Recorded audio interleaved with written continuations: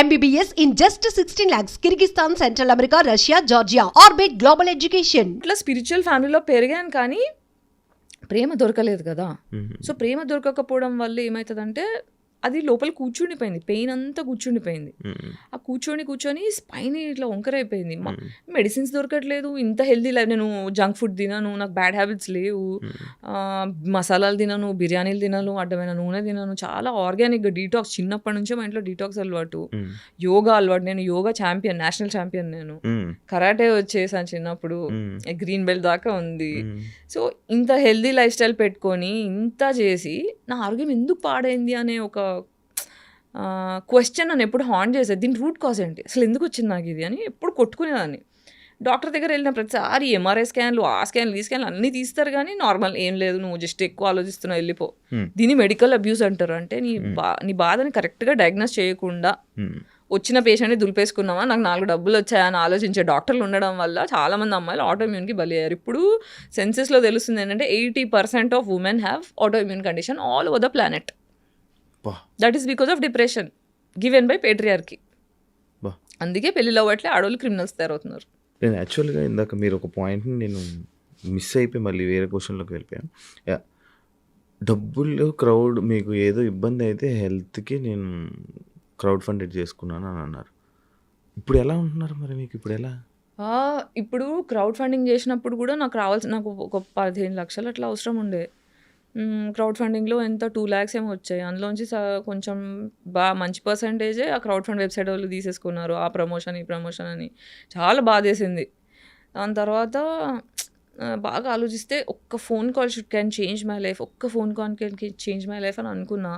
సరే క్రౌడ్ ఫండ్కి హెల్ప్ అవుతుంది ఐ డ్రీమ్కి వచ్చి ఇక్కడ ఇంటర్వ్యూ చేసా, 2-3 ఇంటర్వ్యూస్ చేసా, so that people will know, they will give money. But కొన్ని వచ్చాయి, స్కూల్ ఫ్రెండ్స్ కొంతమంది, ఫ్యాన్స్ కొంతమంది, ఎంత వేస్తారు.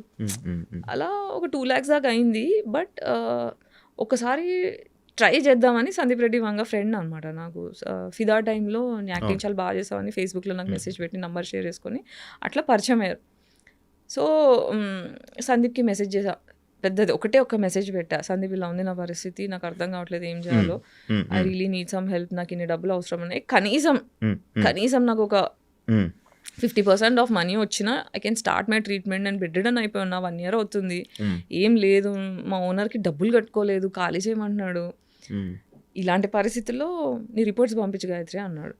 మెసేజ్ ఒకటి పెడితే రిపోర్ట్స్ పంపించా, ఎంత కావాలి నాకు ఈ ట్రీట్మెంట్స్కి, నీకు ఫస్ట్ 3 monthsకి కావాల్సిన ట్రీట్మెంట్ ఎంత అవుతుందో అవన్నీ నాకు లిస్ట్ పెట్టు డీటెయిల్డ్గా అంటే మొత్తం అదొకటి పీపీటీ తయారు చేసి పంపిస్తే 5.5 lakhs ఒక 1 weekలో వేసేసాడు. కలవలేదు, ఏం లేదు, జస్ట్ ఒక మెసేజ్, 2-3 మెసేజ్లో 1 weekలో వేసేసిండు డబ్బులు. సో అలా ట్రీట్మెంట్కి వెళ్ళి 1 month బెంగళూరులో ఉండి మళ్ళీ ఇంకోసారి వెళ్ళి ట్రీట్మెంట్స్ తీసుకొని అక్కడ యోగా, బ్రెత్ వర్కౌట్. ట్రామా అంటే లోపల కూర్చున్న కోపం, నాకు న్యాయం జరగలేదు, చిన్నప్పటి నుంచి అన్యాయం జరుగుతూ ఆ లోపల దాచుకున్న కోపం అంతా కూర్చుండిపోయింది. దాన్ని రిలీజ్ చేసి కుండలిని వైక్నింగ్ అంటారు అనమాట. అది breathing exercise through, meditation through, yoga through, ప్రాణాయామం త్రూ చేస్తాం. సో అలా 21 days సైకిల్ ఒకటి చేస్తూ, డీటాక్స్ లోపల ఉన్న డీటాక్స్ చేస్తూ, పంచకర్మ ఒక ట్రీట్మెంట్ ఉంది. పంచకర్మ దగ్గర నుంచి నాకు ఎంత రిలీఫ్ స్టార్ట్ అయిందంటే కూర్చొని ఏడ్చుకున్నా నేను.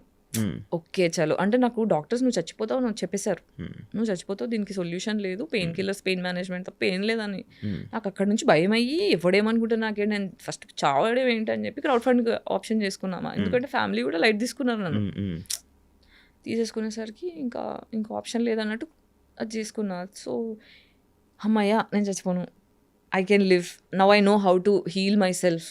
నా హీలింగ్ నేను అర్థం చేసుకున్నా. ఫస్ట్ ఇది ట్రామా వల్ల వచ్చింది, ఆ ట్రామా రిలీజ్ చేసుకొని ఫర్దర్గా ట్రామా ఇయ్యని మనుషులతో మాత్రమే స్నేహం చేయాలి, ట్రామా ఇచ్చేవాళ్ళు వద్దు అని డిసైడ్ అయితే 90% నా సర్కిల్ మొత్తం కట్ అయిపోయింది. ఇప్పుడు నా జీవితంలో 4 మిగిలారు. అంటే నాకు అర్థమైంది ఏంటంటే ఒక మనిషి అవసరం కొద్దీ నేనున్నాను కానీ నా అవసరం కొద్దీ ఎవరు లేరు నా జీవితంలో. అందరికీ నేను అమ్మనైపోయా ఎమోషనల్లీ, అందరికీ ఇస్తున్నా మై గివర్. ఎందుకంటే ఇంట్లో నాకు ఇవ్వడం జరగలేదు. సో ఇవ్వకపోతే ఒక చైల్డ్ ఎంత సఫర్ అవుతుంది, ఇలా ఎవ్వరు సఫర్ అవ్వకూడదనే ఒక కసి కొద్దీ నాకు జరిగింది ఇంకెవరికి జరగకూడదని, ఎవరైనా బాధలో ఉంటే వాళ్ళని తీసుకొచ్చి ఇంట్లో పెట్టుకొని వాళ్ళకి హెల్ప్ చేసి అందరినీ ప్రేమ చేసి అందరిని చూసుకొని అలసిపోయా. ఇప్పుడు ఈ లాస్ట్ కుండలిని అవేకనింగ్ అయిన తర్వాత, ట్రీట్మెంట్స్ అయిన తర్వాత కొంచెం స్పిరిచువల్ జర్నీ స్టార్ట్ అయింది. నాకు దేవుడు పరిచయం అయ్యాడు. 10 ఏళ్ళుగా గట్టిగా ఏథిజం అని మాట్లాడా. నాకు I got introduce to God, I found God. So అట్లా ఐ స్టార్టెడ్ హీలింగ్. అంటే దేవుడు పరిచయం అవడం అంటే మనకి బేసిక్గా ఏమవుతుందంటే ఇక్కడ పీనల్ గ్లాండ్ అని ఒక గ్లాండ్ ఉంటుంది తల్లో. ఆ పీనల్ గ్లాండ్ ఎప్పుడు మనం తినే ఆర్టిఫిషియల్ ఫుడ్ వల్ల ఫ్లోరిన్ వాటర్, ఫ్లోరిన్ పేస్ట్లు, క్లోరిన్ వాటర్, స్విమ్మింగ్ పూల్లో ఉండేవి, స్నానం చేసే నీళ్లు, ఇలా రకరకాల విధాలుగా పీనల్ గ్లాండ్ మొత్తం క్యాల్సిఫికేషన్ వచ్చేస్తుంది. అంటే మీరు ఇప్పుడు for example water heater rod నీళ్ళలో పెడితే ఇట్లా తెల్ల పొరలా వస్తుంది, అలా మన పీనల్ గ్లాండ్ చుట్టూ క్యాల్సిఫికేషన్ అయిపోతుంది. దానివల్ల మన స్పిరిచువల్ కనెక్షన్ కట్ అయిపోతుంది. అవునా? సో ఈ కుండలిని అవేకనింగ్లో ఏం చేస్తారంటే పీనల్ గ్లాండ్ని డీకాల్సిఫై చేస్తారు. అంటే ఆ క్యాల్సిఫికేషన్ని తీసేసే ప్రాసెస్లు ఉంటాయి ఆయుర్వేదాలు. దానివల్ల స్పిరిచువల్ కనెక్షన్ స్టార్ట్ అయ్యి you will start understanding the concept of God. You will understand what is universe. అసలు మనం ఎందుకు పుట్టామో, మన పర్పస్ ఏంటి, యాజ్ అ సోల్ మనం ఏంటి, మన బాధ్యతలు ఏంటి, మనం చేయాల్సినవి ఏంటి, ఇవన్నీ అర్థం అవడం స్టార్ట్ అవుతాయి. సందీప్ రెడ్డి వంగ గారు మీకు అంత క్లోజ్, ఆయన ప్రాజెక్ట్స్లో మీకు ఆఫర్స్ రాకపోవడానికి రీజన్ ఏమైనా ఉందా? అది నాకు తెలీదు. అంతవరకే. అంటే ఎప్పుడో ఒకసారి రిప్లై చేస్తాడు ప్రాజెక్ట్స్కి. ఎప్పుడు మధ్యలో ఒక ప్రాజెక్ట్ వేరే వాళ్ళ ఫ్రెండ్తో ఇప్పించాడు, Gayatri you should do this project అని చెప్పి నన్ను రెఫర్ చేశాడు. కానీ నాకు ఆ డైరెక్టర్ నచ్చలేదు. నచ్చకపోవడం అంటే యాంగర్ ఇష్యూస్ ఉండే ఆ డైరెక్టర్కి. సో రిహార్సల్ సెషన్లో అంటే ఏదన్నా అటు ఇటు అయితే చాలా రూడ్గా బిహేవ్ చేసేవాడు.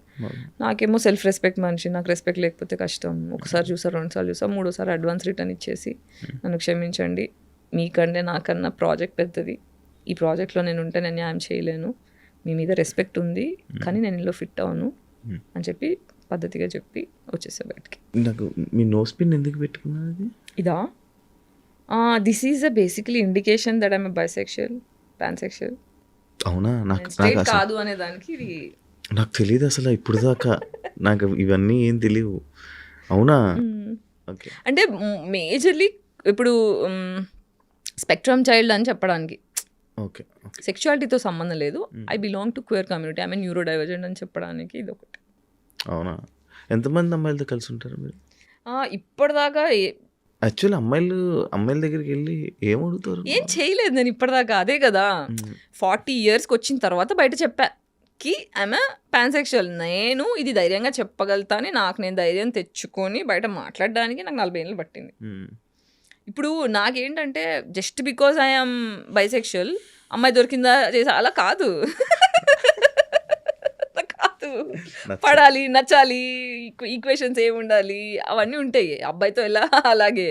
కానీ అంత ఇంప్రెసివ్ అయిన అమ్మాయిలు కూడా దొరకలేదు నా జీవితంలో. అబ్బాయిలతో నేను ఎంత ట్రామా గురయ్యానో అమ్మాయిలతో కూడా అంత ట్రామా గురయ్యా.